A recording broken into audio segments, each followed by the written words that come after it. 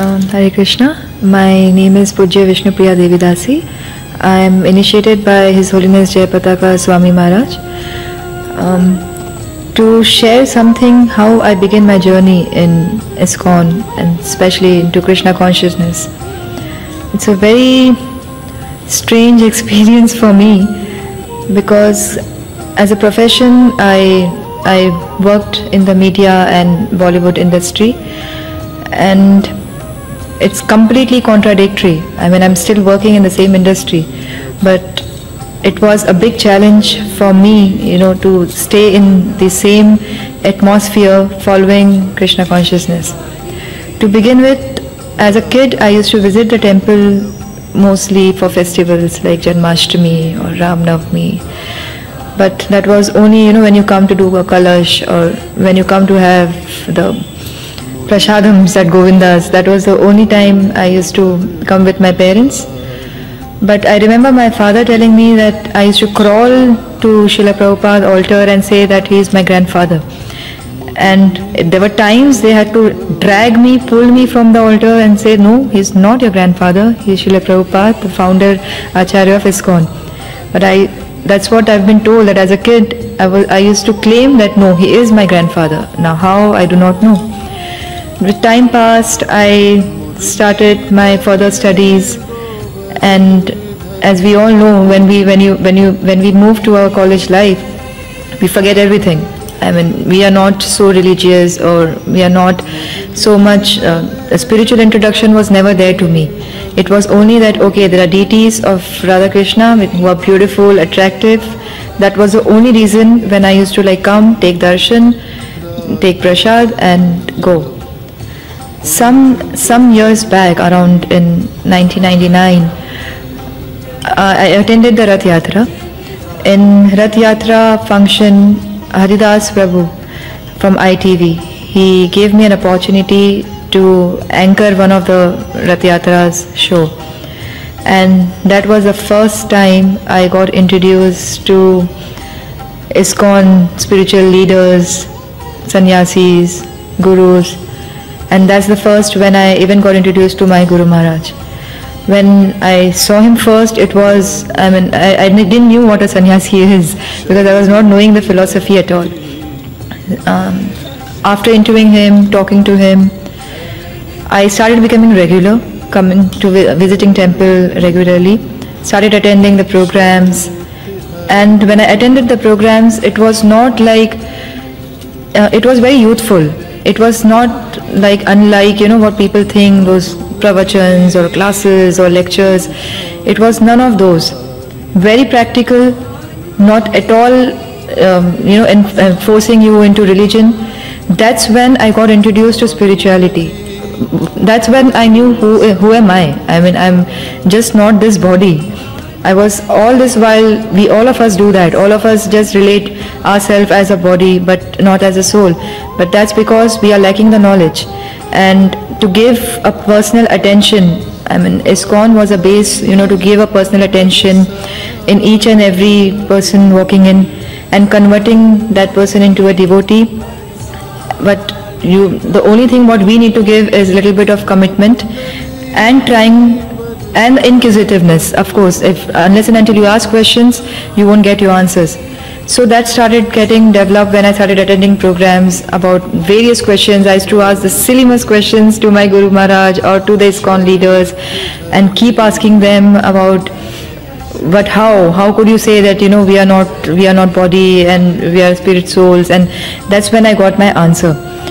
There were times when there were festivals, a lot of culture programs wherein we started participating, which was kind of, you could say, earlier when I was not that serious.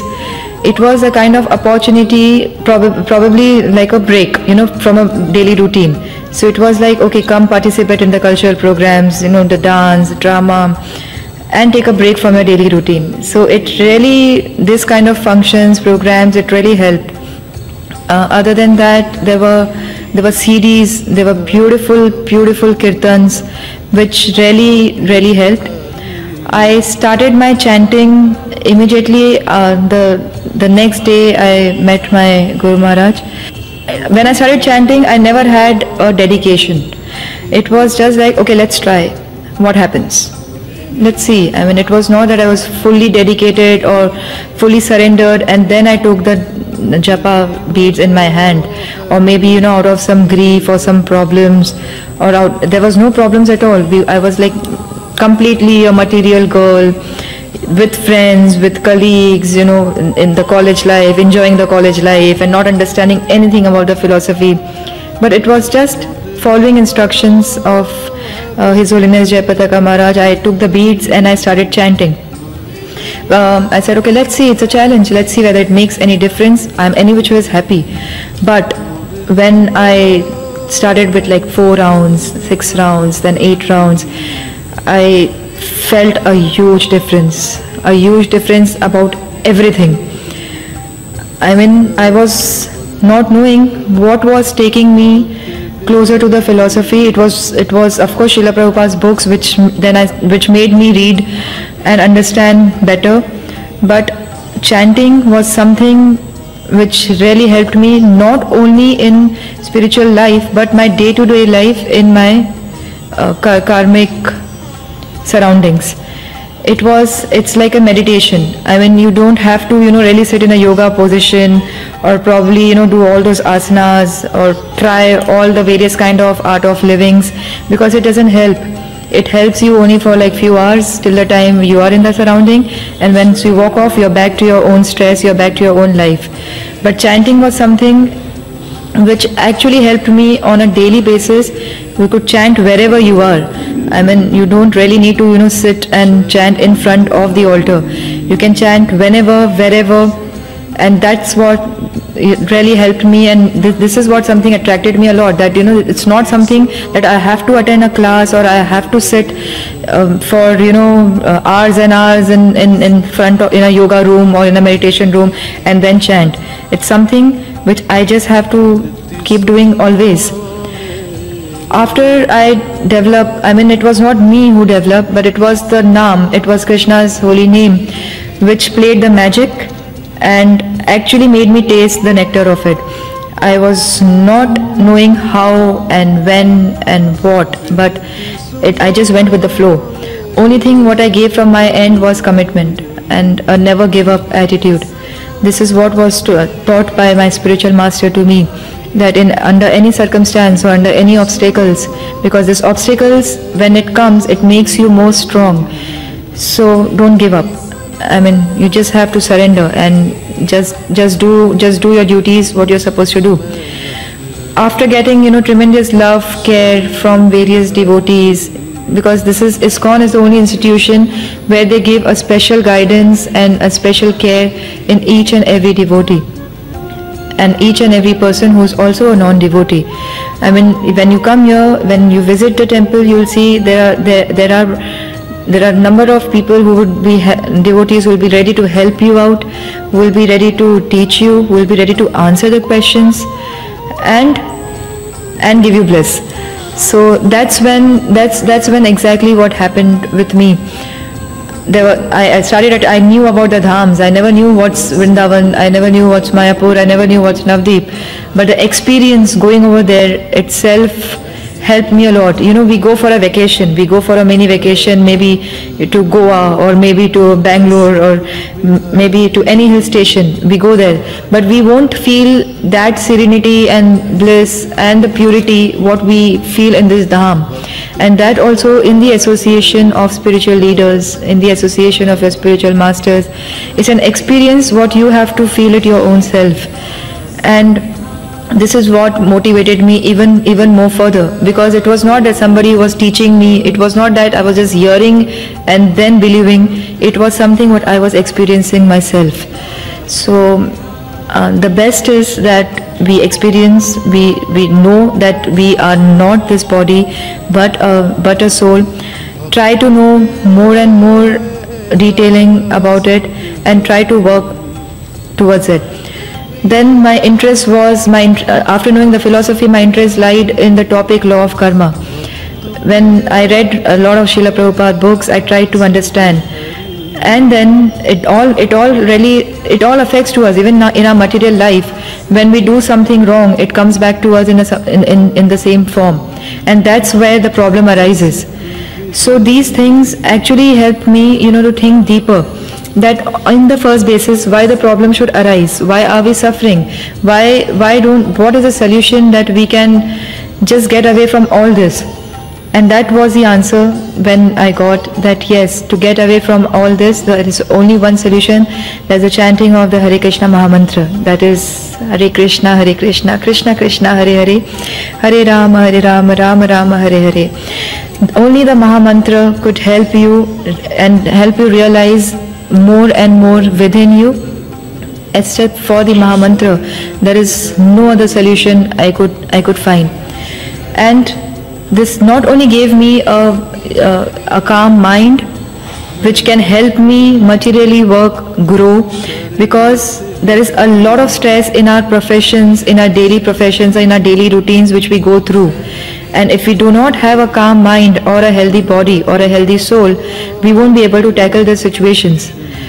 The best part, what I like about ISKCON, was that you don't have to leave your jobs, your professions, or your surroundings and just surrender everything and come and join them. No.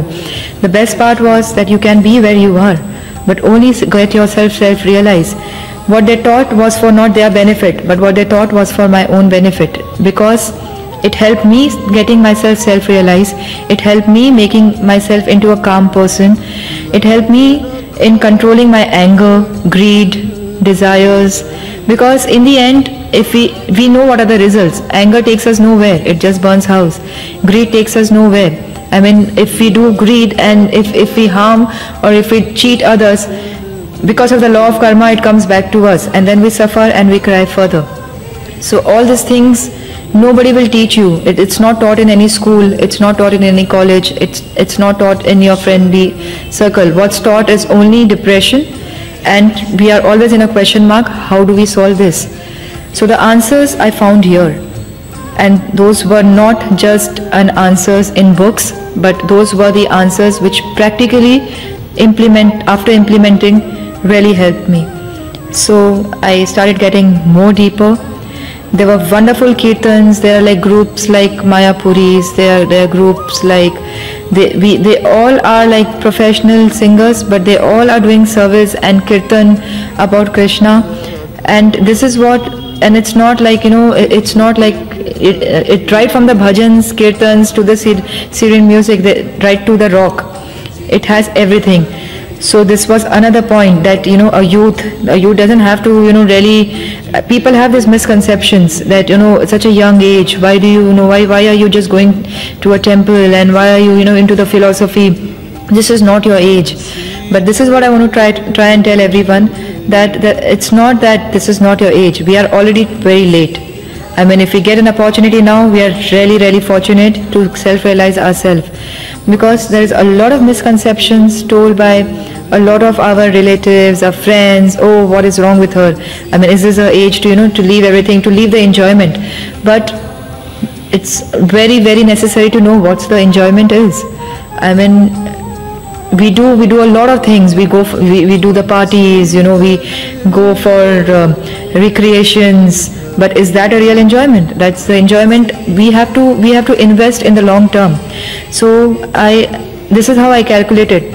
I mean, this enjoyment, what I do with the material friends, lasts only for half an hour, 15 minutes, or the night. What about tomorrow? Again, back to the same stress. So let's think about the enjoyment which lasts forever. And the enjoyment in Krishna consciousness is like called bliss. You are always blissful in any situation. It practically makes you stronger. It makes you confident. It not only makes you confident, but everything. I mean, all the positive qualities is in you. So what's the harm? I mean, if you just becoming positive, I think there is no harm in following and continuing the same. So that was my only request, that to all our youth outside, that there is nothing as a correct age to come closer to Krishna conscious philosophy. Krishna conscious philosophy is nothing but getting self-realized, knowing that who you are, where do you belong and where do you have to go. And the way through the Nama Japa and through chanting, how could you attain that? It will only make you a better person and your surroundings and your atmosphere around. So, thank you. Hare Krishna.